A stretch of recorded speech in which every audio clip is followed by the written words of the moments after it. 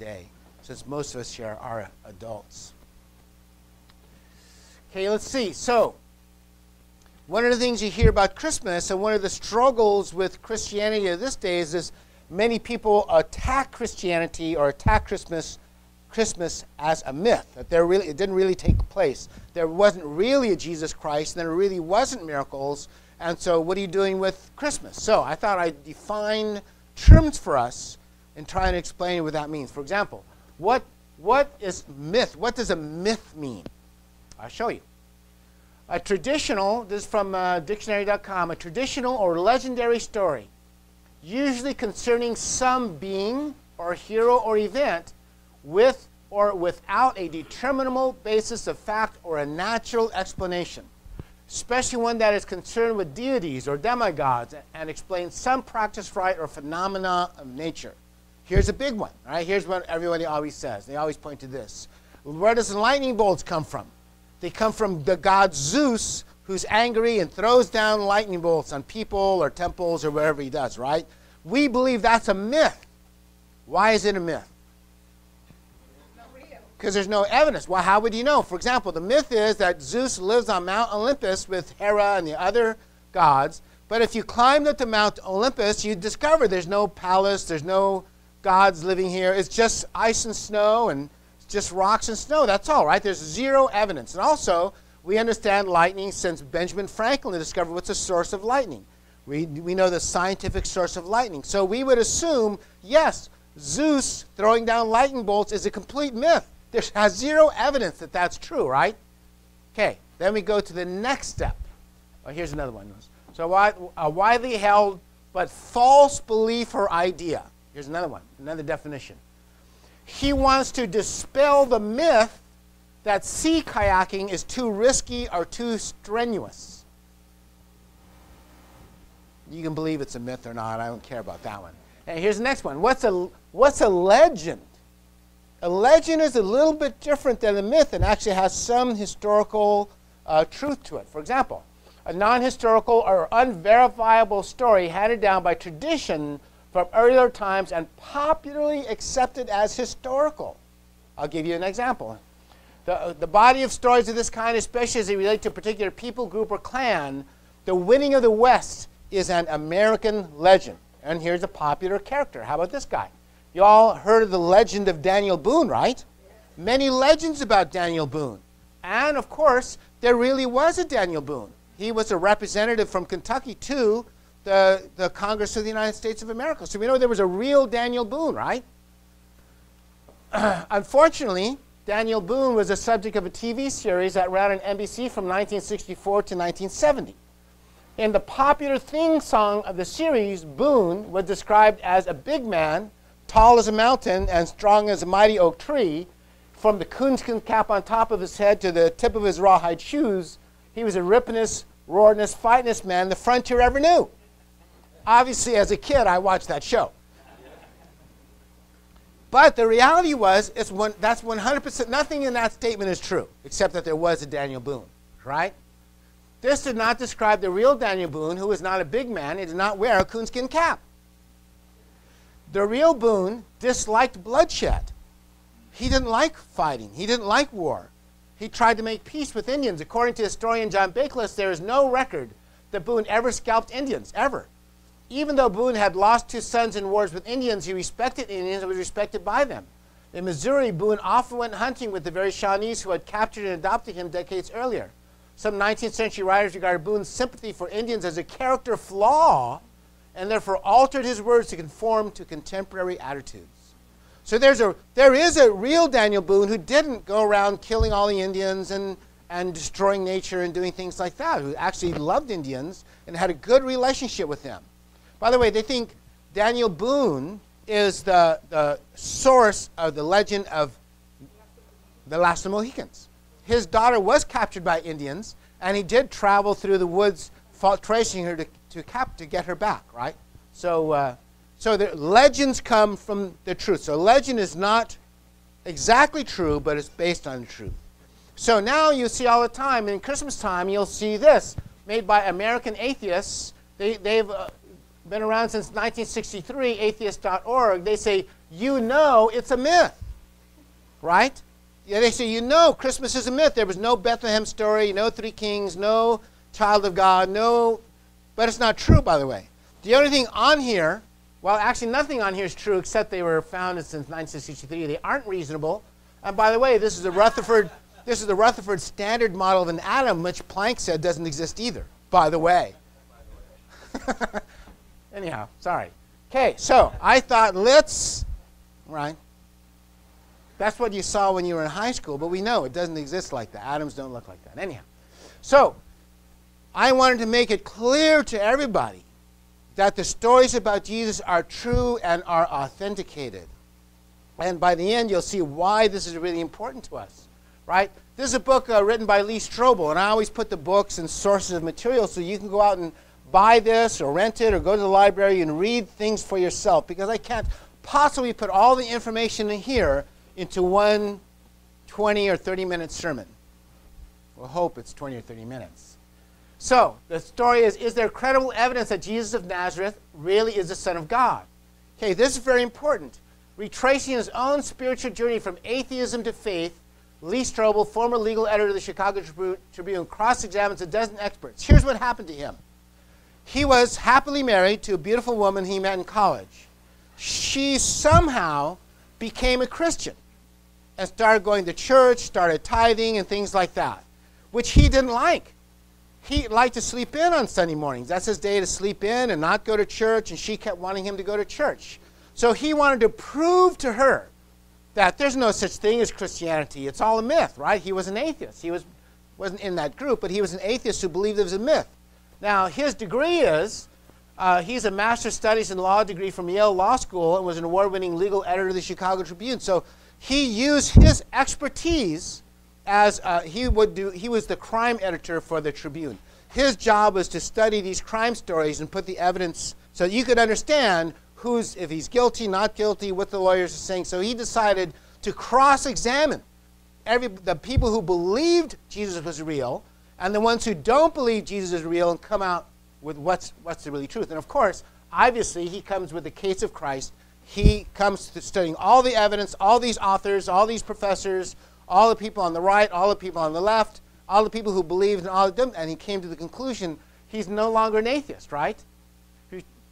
Retracing his own spiritual journey from atheism to faith. That's why it's valuable for people, right? Because he was on the other side. He was with the guys who put the billboard up, and he wasn't part of the group, but now is on our side. So we should understand clearly that we have a rational belief system that changes and betters human lives. One of the people he interviewed was Craig L. Blomberg. It's a concentrated research employing most of all available techniques into the determination to the degree to which one can rely on the information contained in the four Gospels of the New Testament. So he uses archaeology, he uses backdating, he uses other authors, he uses all this information to explain, are the Gospels accurate and are they authentic? Were they really written by these people? So let me explain a few things to you. We all know, right? We live in 2016. It's dated from the birth of Jesus. So Jesus was obviously born in what year? There's no year 0, by the way. It's year 1. Okay. We know Jesus was born approximately the year 1. He lived about 33 years old, according to John. He met John the Baptist at 30. He goes to 3 Passovers, so in John's gospel. So we think he was approximately 33, right? St. Paul, who wrote part of the Acts, was converted in around 32 to 35 AD, right after the death of Jesus, right? He's going to get all those guys. He's knocked on the horse. Jesus himself speaks to him. He goes to Damascus, who sends him to Jerusalem. Within 2 years, he's in Jerusalem, and who's he speaking with? Peter, James, John. He's interviewing all the apostles. And the apostles are messengers, right? The term apostle is from the root Greek word post, from where we get post office, right? Or post-it notes, or postage stamps. Post means to give a message. So the 12 apostles were there to give a message to people, so they gave their message to Paul, and Paul believed it. When did they begin giving their message? Immediately. So Paul understood this. So we know that St. Paul died approximately 62 AD. right? And that the book of Acts finishes before his death. So we know that the book of Acts was written before 62 AD, or within 20 years of Jesus' death, by people who were all alive, right? So the book of Acts was written by Luke, the physician, and the book of Matthew was written before Luke wrote the book of Acts. So sometime between Jesus' death and Paul's conversion, Matthew already wrote the gospel we call the book of Matthew. Okay? So he says this. Let's go back to Mark, Matthew, and Luke. This is from Blomberg's book. I said, what special evidence do you have that they are the authors of the Gospels? Blomberg leaned forward. Again, the oldest and probably most significant testimony comes from Papias, who in about AD 125 specifically affirmed that Mark had carefully and accurately recorded Peter's eyewitness observations. In fact, he said Mark made no mistake and did not include any false statements. And Papias said Matthew had preserved the teaching of Jesus well. Then Irenaeus, writing about AD 180, confirmed the traditional authorship. In fact, here, and then he reads this. This is from Irenaeus. Now, Irenaeus in 180 said that. You'll see later that Irenaeus actually studied with Polycarp, who lived with John, who was trained by John. And anyway, well, you'll see. Matthew published, this is what Irenaeus says. Matthew published his own gospel among the Hebrews in their own tongue, in Aramaic.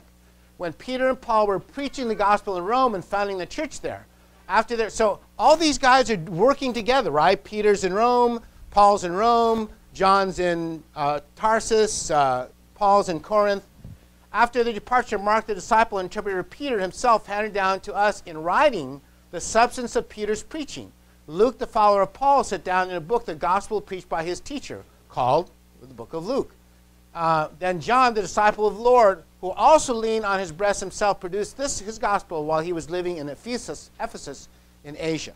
So all these guys are writing, and they're all seeing each other. For example, Mark is reading Matthew's book, Matthew's gospel. That's why they call the synoptic gospels, because he read Matthew's and wrote things to confirm what Matthew said was correct. John's gospel is significantly different, though, because he wrote much later. He had already read Matthew's gospel, Mark's gospel, and Luke's gospel, and thought, you know what? I had a personal relationship with Jesus, and I'm going to write my personal. That's why John has such special. Like if you read the Last Supper in Mark or Luke or Matthew, they're very short. But if you read the Last Supper in John, it goes on for 3 chapters.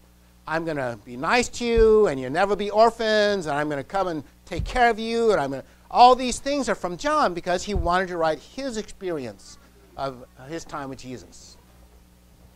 Scholars feel that the early disciples used mainly an oral tradition, thinking that Jesus would be back soon. So the first 5 or 10 years, they talked to each other. And by the way, he says this, you have to understand, in the Middle East, where few people were literate, remembering long verses was very traditional. Many rabbis at the time understood the entire Torah by memory. And that was normal for them to do that. So the idea that they would remember these stories and Jesus' words is not unusual, right? However, the desire to keep Jesus' words alive and unaltered became very strong. So Matthew, which predates Acts, was probably written around 50 AD. So 15 years, 16 years after Jesus' physical death, Matthew begins to write. Well, all within, it's actually 15 years after Jesus' death. So he began to write down what he knew about Jesus so that other people, and so when Paul goes to Corinth, he actually brings Matthew's gospel so they can read it, so they can understand it. Paul founds the church at Corinth. Okay. Did Matthew, Mark, Luke, and John write the Gospels? Yes. Matthew is a tax collector that follows Jesus. He wrote in Aramaic for the Jewish people. Matthew gives first-hand eyewitness account of Jesus' works. Matthew, which predates Acts, was probably written around 50 AD, within 20 or 30 years of Jesus' death. Mark wrote Peter's testimony, and John was Jesus' beloved disciple who wrote the book of John at about 90 AD towards the end of his life. Right? So all these guys knew each other. They lived together. They probably deeply loved one another. They were persecuted together. Many of them spent time in prison together, right? So the Gospels were written within the life of the disciples who all agreed on what they had seen. For example, Luke didn't say, you know, that Matthew, he wrote that first Gospel back then. He was totally wrong. None of that happened. They only agreed on what they agreed on. Some added different things that they remembered specifically, but none of them disagreed with the main points of the Gospels. And more importantly, within the lifetimes of living critics. And they all agreed on what was written. Even if it was self-incriminating, they were devoted to the truth, right? Peter, in the book of Mark, Mark writes down, he's writing down Peter's testimony where Peter betrays Jesus, right? They didn't hold anything back. John writes that he was next to Peter when Peter denies Jesus 3 times in front of the Sanhedrin. John was right next to him, and he writes down, yes, I did that. They were completely, utterly honest because truth to them was so utterly important because that's what Jesus said, right? The truth shall set you free. So they were 100% dedicated to the truth. And by the way, they probably, and I don't want to use this term loosely, hated the people, the scribes and Pharisees who said, no, Jesus is not making miracles. All the people who lied about them constantly, so they became utterly dedicated to the truth, right? So, in Luke writes this. This is the first paragraph of the first chapter of the book of Luke. Inasmuch as many have undertaken to compile an account of the things accomplished among us, just as they were handed down to us by those who from the beginning were eyewitnesses. So understand, Luke wasn't an eyewitness, but he said Peter, James, John, they were eyewitnesses, and I'm writing down their story. They saw this, and I'm speaking to them, and I'm writing down what they saw. And servants of the word, it seemed fitting for me as well, having investigated everything carefully from the beginning, to write it out for you in consecutive order, most excellent Theophilus, so that you may know the exact truth about the things you have been taught. So he's a physician, he's a well-educated Greek scholar, and he's now writing this down in an educated, scholarly, historical manner, right? And by the way, when we study the archaeology, he writes about 900 different places that Paul visited or John was at.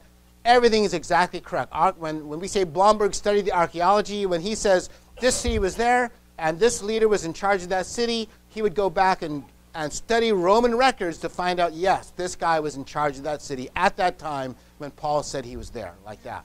So it's very, very accurate and very scientific and as close to correct, perfect history as we can get.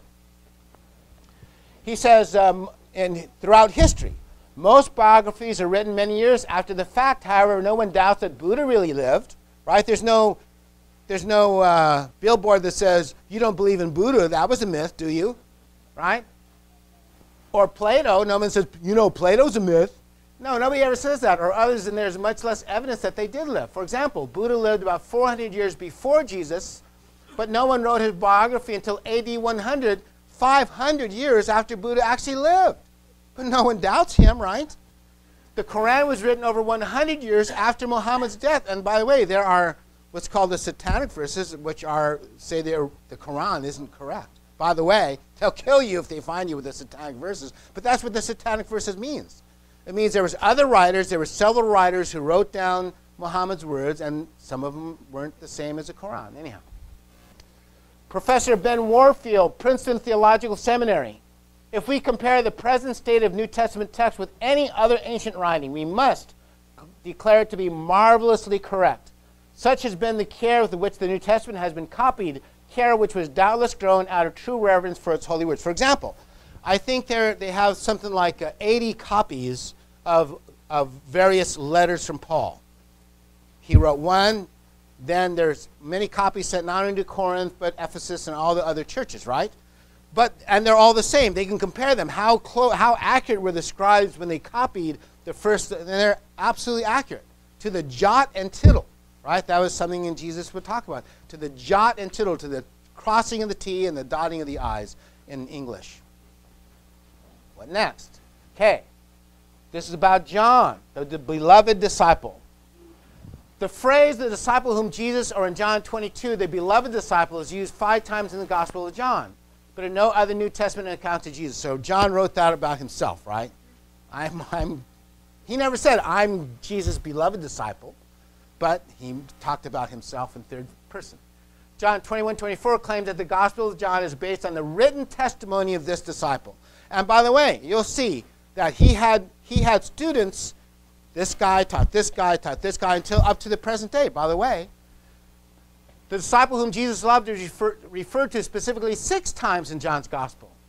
It is this disciple who, while reclining beside Jesus at the Last Supper, and by the way, at the Last Supper, the way they would eat dinner in the Mediterranean, is they would lay down and eat. They didn't sit in chairs like us. They would lay down, and John's head was on Jesus' chest, and Jesus would actually feed him like a baby, like that. Do you want more of this? He actually fed him like that. So interesting. So it is this disciple who, while reclining beside Jesus at the Last Supper, asked Jesus, after being requested by Peter to do so, who it is that will betray him. Right? It's like Peter saying, you're his favorite. Ask him who's going to betray him. Later at the crucifixion, Jesus tells his mother, woman, here is your son, and the beloved disciple, he says, here is your mother. So John doesn't say, Jesus told me. He says, the beloved disciple. When Mary Magdalene discovers the empty tomb, she runs to tell the beloved disciple and Peter. The two men rush to the empty tomb, and the beloved disciple is the first to reach the empty tomb. However, Peter is the first to enter. Right? In John 21, the last chapter of the Gospel of John, the beloved disciple is one of the 7 fishermen involved in the miraculous catch of 153 fish. So what we're saying is he's a direct eyewitness, and then he wrote his experiences down, and then other people could be able to examine them. Also in the book's final chapter, after Jesus hints to Peter how Peter will die, Peter sees the beloved disciple following them and asks, what about him? Jesus answers, if I want him to remain until I come, what is that to you? As far as you go, Peter, you follow me. Again, in the Gospel's last chapter, it states that the very book itself is based on the written testimony of the disciple whom Jesus loved. Right? Okay. However, John's Gospel was sometimes suspect by atheist scholars, not by Christians or people with faith, because he wrote of locations that had not been found. That conclusion has been turned around in recent years. For example, there have been several discoveries that have shown John to be very accurate. 1 John 5, 1 through 15, John records how Jesus healed an invalid near the pool of Bethesda. John describes the pool as having 5 porticos. Scholars thought this was a sign of inaccuracy, as the pool had never been located. Until now, right? Until now, actually they did discover it. Building a new road in Jerusalem, they discovered this was 40 feet deep. But more recently, the pool has been excavated. It lies 40 feet underground, and sure enough, it has 5 porticos, just exactly as John described it. See, that's how you know if a witness is telling the truth. If you're a witness in a criminal case, they'll say, where were you on December 13th or whenever it happened, right? You say, I was watching a movie at the Roxy Theater on 34th Street, which is next to, Long's Drugs, right? And then they'll go there and say, there's no movie theater here, and they weren't playing that movie on December 13th. You're a liar. See, like that. But on the other hand, if there was a movie there, they'll say, oh, your alibi is good. You're safe. It's true, right? It's the same with these. When they discover that there really is a pool of Bethesda, then they understand that, maybe he is telling the truth. Just as John, and you have other discoveries, the pool of Siloam from John 9:7, Jacob's well from John 4:12, the identity of Pilate from John 19. They didn't know for a long time that Pilate really was the tetrarch of Jerusalem at that time. Only later on did they discover there really is, in other Roman writings, Pontius really was the boss of Jerusalem at that time, right? All of which have lent credibility to the gospel accuracy. So he would say, if John's accurate in all these descriptions in all these places, is he telling the truth when he says Jesus healed the invalid there? We think, of course, he is, right? We think that lends credence to that case, to his eyewitness testimony that is true. This is the difference between a myth or a legend and history, right? If you go to Mount Olympus, you'll see there's no Olympian gods, there's no Olympian palace, there's no Olympic gods up there. But when we examine the words of the Gospels, you'll find that actually those places are exactly where they said they were going to be. And that's how you know the difference between history and difference of a myth. When John was aged, now listen to this, when John was old, he trained Polycarp, who later became a bishop of Smyrna. This was important because Polycarp was able to carry John's message to future generations. So Polycarp actually studied with John, heard his stories, and by the way, we get Easter from Polycarp because John practiced a tradition at Easter. That's why, right? Polycarp taught Irenaeus. Remember? He was the guy who wrote that, yeah, I can testify that John wrote the gospel. Right, because he was a student of Polycarp who lived with John. So that's how we know that these things are true and authenticated. Similarly, with Ignatius of Antioch, who was a student of John and later appointed by St. Peter to the bishop of Antioch, we have an unbroken line of witnesses. And we have corroborating testimony from many witnesses. So this one, Ignatius, was a student of John, but St. Peter knew him. He said, John, send me your best guy. I need to have a new bishop of Antioch. John, send me your best student. And John sends him, and he becomes the bishop there, right? Just like our church or all churches were. They communicate. I have this great student. He's full of faith. He's on fire. He's ready to teach and preach. He's ready to go out there. Send him over to me because we have a missionary program going on in Antioch right now. That's exactly how it worked, the same way it works today, right? We all know each other. We write to each other. We tell each other about this person or that person. So all these people are knowing what John's saying, what John's doing, and Peter isn't denying it. Saying John's testimony is correct. John is saying Peter's testimony is correct. We're all in this together, right? And those witnesses wrote the truth at the cost of their lives in many cases. Of the 12 apostles, the only one not tortured to death was John. He lived until about 90, right? But Peter, James, John, all were under arrest, all were tortured, all were killed, crucified, beheaded, whatever happened to them, right? But they never said, no, it's not true. Right? When somebody's nailing you to the cross and you know it's not true, wouldn't you shout out, it's not true, put your hammer down, drop those nails? They never did that. They never doubted, even under the most extreme duress, extreme pain, extreme fear and consequences. They never said, no, it's not true. They said, it's so true. I believe this so strongly, even if you torture me for days, even if you roast me with fire, even if you nail me to the cross, I guarantee you this is the truth. That's a powerful witness, right? That's a powerful witness. Okay. Why is that important to you? Because of all things we want in life. We want love, right? We're called family church because we believe family is a family of love. And all the love you need, you find in your family. And Jesus was the teacher, the person who brought us all together. He's the one who gave us the words, do unto others as you would have them do unto you. He's the one who said, no one has a greater love than this, that he lays down his life for his friends, right? That's how we know about love. That's how I learned about love. Not from by the way, I better not even say that. But from Jesus. I learned about love from Jesus. There was no class in college, right? I was a straight A student. There was no class in college that taught me about love. You can't go somewhere and find out about love except, if you ask me, through Jesus Christ. He's the one who taught us about love. That's why it's important that we understand that he really did live. He really did do those kinds of things, right? Jesus taught us these special words like John's song. God isn't a king or a creator like a guy who invents a new toy or something like that. He's your real parent. He's your true parent, right? We use a term around here often called true parents, right? God is your true parent. He's your real creator. He's your real father and mother. You may have a physical father and mother on earth, but they came from somebody, right? And they came from somebody. True parents are who God really is to you. You're a son of the true parent, right? The stories of John are true eyewitness accounts. When he says Jesus feels compassion for the crowd and feeds the 5,000, that's a true eyewitness account. To me, it's not so important that he fed the 5,000. What I like to understand is Jesus had compassion on poor people. He felt sorry for them. You know, there's lots of people throughout history who were considered great, like Alexander the Great, right? But all he did is kill people. He's considered great because he killed and killed and killed and killed, so people put the title on him great. I think that's a horrible title. If you were against him, you wouldn't call him great, would you? You'd probably use bad words. But Jesus was, in fact, opposite. He's called great not because he killed anybody, but because he was nice to people, because he had compassion on strangers. Isn't that special? That's where our civilization begins from, right? When John says, then the people brought little children to Jesus for him to place his hands on them and pray for them, but the disciples rebuked them. And then Jesus said, let the little children come to me and do not hinder them, for the kingdom of heaven belongs to such as these. When he had placed his hands on them, he went on from there.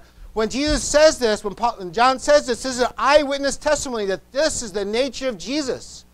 That's why Christmas is special, right? Isn't Christmas for kids? Where does it come from? It comes from him. The reason you guys grew up loving Christmas, it comes from him because he loved little children at Christmas. That's what it's all about. But it's only the beginning, right? That's like I said, that's why there's laws in the United States against child slavery or any of those kinds of things, right? It comes from this. If you're a Christian, you can never consider child slavery. In fact, you would be working to overcome any kind of child slavery in the world, right? That's why these words are authentic, and that's why they're absolutely meaningful and true, and that's why we should believe them. When Matthew says, when the disciples heard this, they fell face down to the ground, terrified, but Jesus came to them, and he didn't yell at them, he didn't kick them, he touched them and said, get up. He said, don't be afraid. When they looked up, they saw no one except Jesus. This is at the Mount of Transfiguration, right? Jesus comes to them. He said, he doesn't yell at them. He says, come on, man, it's okay. Don't be afraid. I'm here with you. I'll take care of you. There's no monsters can get you here, son. I'm right here with you, right? Isn't that what you do with your little kids? My little kids would come and they'd be afraid of monsters or whatnot. You put your hands on them and say, okay, I would have a sleeping bag. For Hannah, we had a trundle bed, actually. Because it was so often. We just pulled the bed out, and Hannah would lay there, and I'd touch her and say, don't worry, sweetheart. No monsters are going to get you here. Dad's here, right? Isn't that what we do? That's who Jesus is. That's who Jesus was. He was like the great Father, the eternal Father, who puts his hand on you and says, don't worry. Don't worry, you're going to be okay. Right? St. Paul converted to Christianity approximately 1 to 2 years after Jesus' death. This is 1 Corinthians 15. But let me recall to you, brethren, the good news which I brought you, which you accepted and which you are standing. So he founded the church in Corinth, and he's writing a letter back to his members who are there, right? He says, remember what I taught you from the beginning. So from the beginning of Paul's ministry, this is his education, through which you are also obtaining salvation, if you bear in mind the words in which I proclaimed it, unless indeed your faith has been unreal from the very first. Unless you were tricking me and you don't really have any faith. Right? He says, these are Paul's words. For I repeated to you, I learned it from Peter, James, John, all the apostles who were there. I learned it from them and I repeated it to you. The all-important fact, which also I had been taught, that Christ died for our sins in accordance with the Scriptures, that he was buried, that he rose to life again on the third day in accordance with the Scriptures, and was seen by Peter and then by the 12, right? So he's repeating what Peter told him. Jesus resurrected, touched us, loved us, took care of us, brought us, raised us up, filled us with the Holy Spirit. Afterwards, he was seen by more than 500 brethren at once, most of whom are still alive, although some of them have now fallen asleep. Afterwards, he was seen by James and then by all the apostles. And last of all, as to one of untimely birth, he appeared to me also. So Paul's saying, and he appeared to me in the Damascus experience, the road to Damascus experience. So you see, when Paul wrote this, many who Jesus had appeared to were still alive. John was still alive. Peter, James, they were all still alive, right? And able to confirm or deny the story. In fact, he lists some of them so that the story can be verified for them. And not 500. Also, negative critics would have published negative witnesses if they could have found any. Remember, the disciples themselves were very adamant about heresy and that the words be correct. So we have an unbroken line of witnesses from Jesus to now. Right? We have an unbroken line of people. Peter, James, and John taught Paul. Paul taught the people of Corinth. They taught Ignatius. Ignatius taught so-and-so. So-and-so taught so-and-so. Taught St. Francis. St. Francis taught so-and-so. St. Jerome. They taught you. They came to the Catholics who came to Martin Luther, who taught his guys, who came to John Calvin and all the other saints who came fighting to us, right, and preached to us. That's how it worked. Unbroken line of witnesses for 2,000 years. When Paul says in 1 Corinthians 15:45, so it is written, the first man, Adam, became a living being. However, the last Adam, Jesus, is a life-giving spirit. It's true and it's valuable. It's true and it's valuable, right? John Newton, a drunkard, slaver, falls overboard in a storm, cries out in repentance and is saved by Jesus, right? He has an apparition of Jesus in the waters, but Jesus tells him to repent, gives up his evil ways and influences will and will for us to write laws that end slavery in the British Commonwealth. Isn't that amazing? That's what, when we say that Jesus is a life-giving spirit, it's true and it's significant. Not only to John Newton, but to you. But to you and everybody in the room and everybody you know, right? When Paul in 1 Corinthians says, it is written, the first man, Adam, became a living being, the last Adam, Jesus, a life-giving spirit. When William Booth, do you know who William Booth is? He founded the Salvation Army. He was a typical Christian, going from church to church, didn't know what to do. And then in his prayer, he had a special vision of Jesus comes to him and tells him, you need to take care of people. You can read about his vision, and he sees all the people dying and struggling in the ocean of sin and things like that, and he's called to pull them out, right? When William Booth receives a visit from Jesus calling him to save the poor, he begins a Salvation Army which has saved millions of lives, hasn't it? Easily. Go read the Salvation Army. They're still doing good work. They're still the only, well, one of the few charities I feel confident to give money to or give support to, because these guys are all volunteers. They really are a Salvation Army. And when you get help from them, they help you find God. They help you find Jesus. When I used to live on the streets, then if you went to a Salvation Army dinner because you were living on the streets, and they would give you a sermon. You'd hear the sermon, and then you'd have dinner. Remember that? Probably you guys don't remember that. Anyhow, that was life. That was life. It's true, right? When we say Jesus is a life-giving spirit who not only gave life to William Booth, but to millions of people through William Booth, it's a true story. It's an eyewitness account. How about Martin Luther King Jr.? He says when he was trying to become a civil rights leader and equalize rights for all living human beings, which I appreciate as a colored person, as a man of color, I appreciate him very much. Martin Luther King Jr., after the bombing of his church and a threat to the lives of his children, one night, guy called up, KKK, radical, I'm going to kill your family. I'm going to bomb them tonight. And by the way, he barely escaped with his lives with his kids. And what happened was, he said he prayed all night. He said, I'd been to the mountaintop. I had a vision. I had a feeling. I had a vision with God in Christ. And I saw it. It's okay. It's all right. I'm going to continue my work. And they said after that, he continued his work without fear, even though he was assassinated. Right? Even though he was assassinated. It's a true story. Jesus is a life-giving spirit who you can call on and who will guide you to not just help you, but to help you help others. And that's really important. To help you create a family. To help you create a life that's abundant and full of love.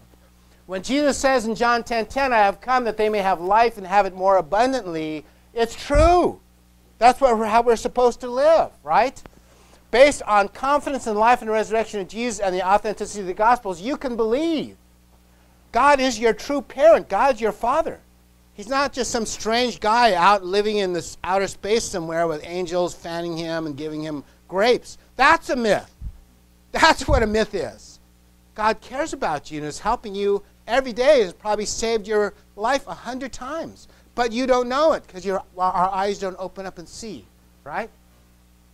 God is longing to reach you, to love you, to hold you, and to protect you, right? That's the truth, right? To guide you. So this Christmas, I hope we all take Christmas seriously. That means, of course, give and receive gifts. Have a great time. Spend all your money on others. Don't go into debt. Don't go into debt. That's wrong. But it's okay. Buy your kids toys. Buy your kids friends. Buy your husband a great gift. Just kidding. Buy your wife jewelry, whatever she wants. It's okay. Be nice. Give loving. That's the idea. It comes from the idea of the Magi giving gifts to the baby Jesus. That's where the tradition comes from. It's all right. We're supposed to have a great time, right? Have good food. Enjoy your food.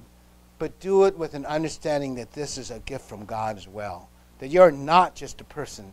You're a child of God. You're someone that God cares about. And your identity isn't who you think it is. It's really a divine life. See God. Please see God in the kind of things you do. Right? Pray with God. Find out who you really are. A child of God. One last slide. When John the Beloved reports to you Jesus saying, John 14, do not let your hearts be troubled. You believe in God. Believe also in me. My Father's house had many rooms. If that were not so, would I have told you that I'm going there to prepare a place for you? And if I go and prepare a place for you, I will come back and take you to be with me, that you also may be where I am. You know the way to the place where I am going. This is our future, right?